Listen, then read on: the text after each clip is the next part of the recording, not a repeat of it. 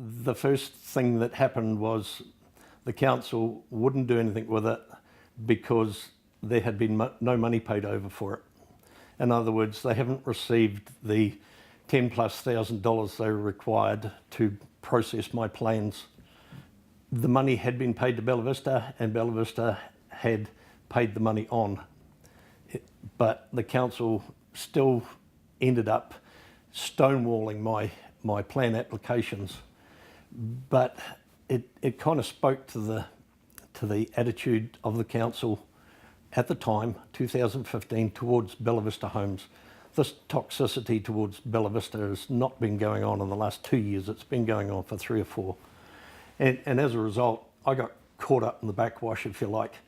And my plans got stamped with RFIs. That was almost the immediate thing they did, was stamp it with an RFI, further information required.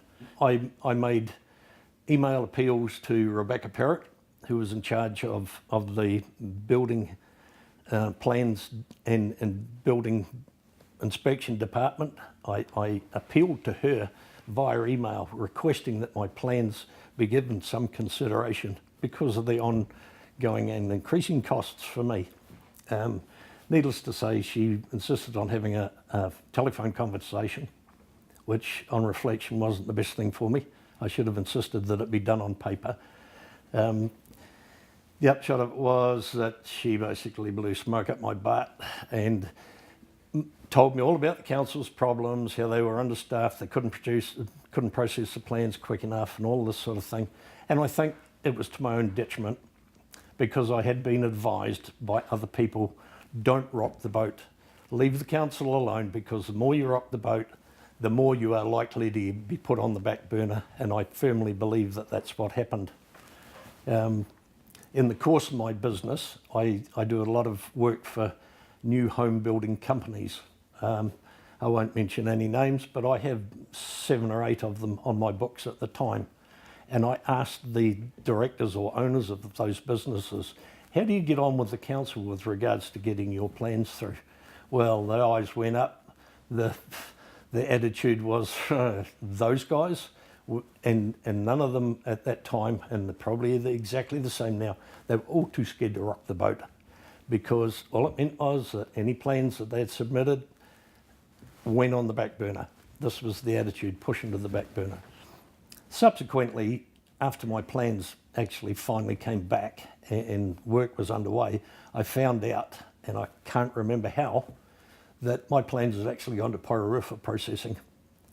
And it was interesting that they were sending my plans to Porirua, and Porirua was supposed to understand the situation with my section for a start and all of that sort of stuff.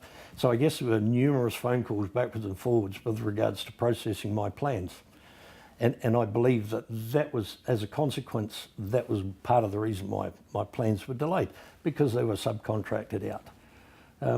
I knew at the time that the Hamilton City Council were actually able to process building consents within 3 to 5 working days. So there was obviously something absolutely wrong and broken in the council building department sector within the plans, the plans department, to get these plans processed and out to the respective builders so that work could be got on with.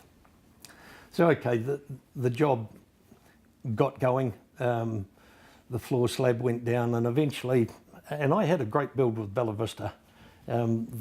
Anything that I picked on that I thought was maybe not up to scratch, they fixed it. They were really, really good like that. And anything a bit out of the ordinary that I wanted personally, they fixed it.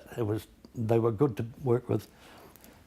Basically, what I'm trying to demonstrate here is that the issues that Bella Vista have suffered in subsequent years went right back. It wasn't just something that happened in November 2016, 17, or whenever it was. It goes right back. It was another 15 grand on my build, and I attribute that entirely to the council. Do I have hope for the council cleaning itself up? Absolutely, because it's an awesome city to live in. It's just badly managed right from the top down. As for our councillors having absolutely nothing to say with regards to the Bella Vista debacle, I find that abhorrent and disgusting.